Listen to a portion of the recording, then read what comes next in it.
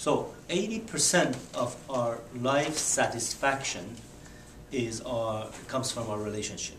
The 20% may be, your personal thing, food and driving your car. In fact, you have a relationship with your car.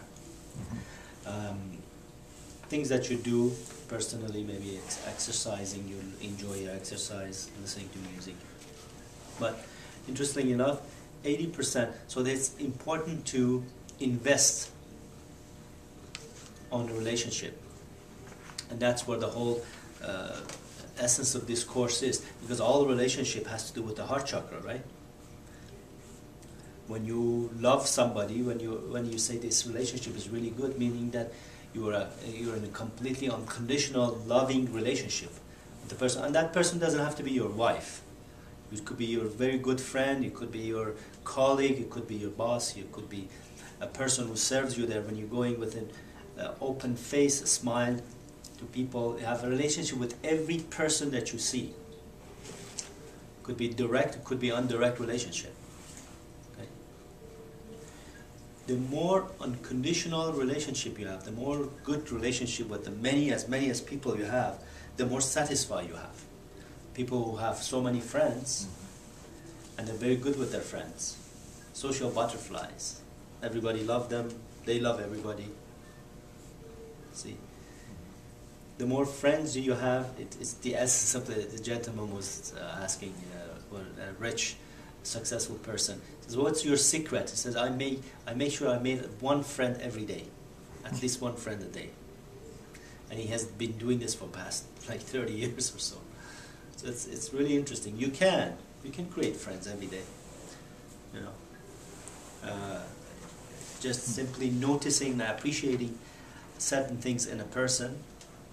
Start up as you walk in the person, noticing something and appreciating it. Oh yeah, you look wonderful. You're pretty.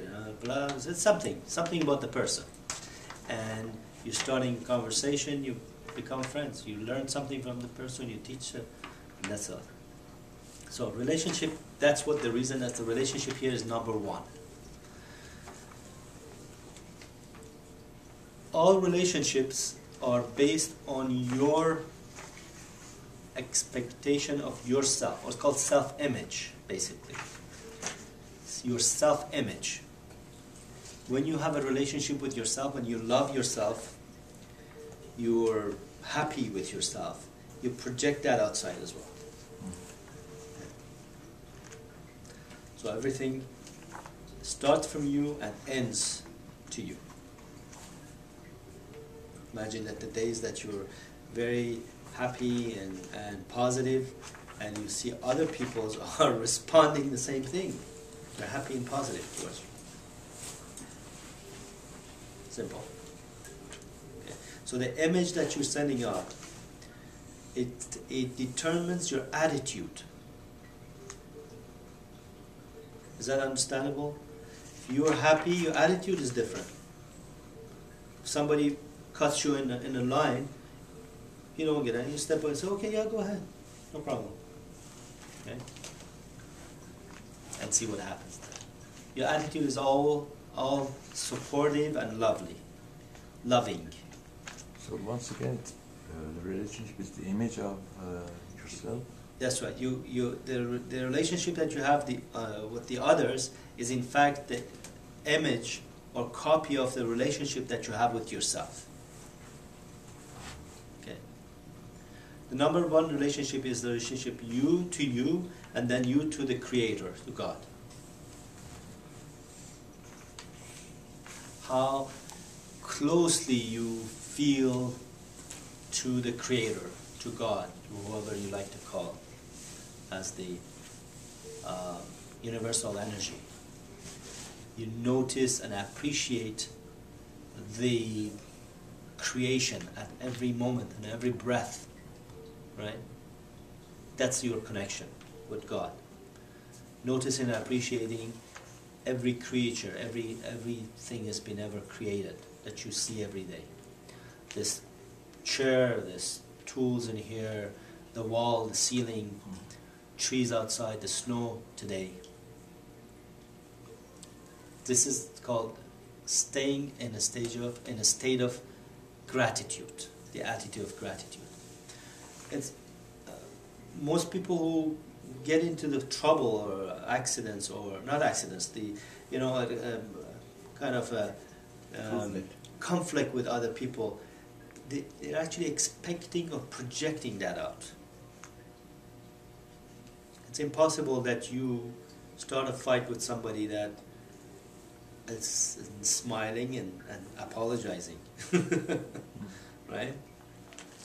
If somebody comes to you, start an argument or conflict with you, and you say, "Oh, I'm sorry, it was my fault, I apologize, please forgive me," you're not going to get any confrontation, right? So the energy of love projects out and creates a loving space. The energy of anger projects out and it needs anger. Ego needs ego. Okay? When the ego comes to love, it melts. It can't go any further. It says it takes two people to play tennis. So if you keep throwing the ball, nobody else responding to you, you can't play tennis just by yourself. Ego is the same thing. Ego wants anger to be fed, to flare up, and to start the fights. And love is the essence that brings that down, basically. There's a gentleman, his last name is Hopkins. There's a book called The Power versus Force. He had tested over 150,000 people, and he created this table that shows the vibration of, starting from vibration of peace, joy, love, trust, and keep coming down and getting to the area of anger, guilt, shame, all these things. It measured the actual energy, and it gave them a tabular formats. The energy of peace is the highest level. Is the highest level. I saw a short movie, Japanese movie with subtitle, about this farmer that he had to go from one city to the other city, and there was this crazy warrior, thief in fact, in the middle of the way. He stopped him with the sword, says, "If you don't give me all your money, and I'm gonna kill you," and this and that. And the guy was said, "Oh, I don't have any money, but I'm going to this city to get some money." But he said, "Okay, since you don't have money, go get the money, and then when you come back, I'll have to get, give me your money and stuff." And he went to the city and he got whatever business he had to do. And the way back, he was very scared. He went to the priest and said, "What do I do? I have this crazy guy who wants to kill me and to rob my money." He said, "When you reach to him, pull your stick up in front of your head, like here, your cane, and hold it with. You close your eyes, just hold it, and don't do anything. Just stand there." He said, "What do you mean?" "No, I'm just standing there with my eyes closed." I said, "Yeah, you have no other choice. Just do that what I'm telling you." And he went there and see the guys coming towards him. He put his back down and stood there with the piece of wood in front of him, like that.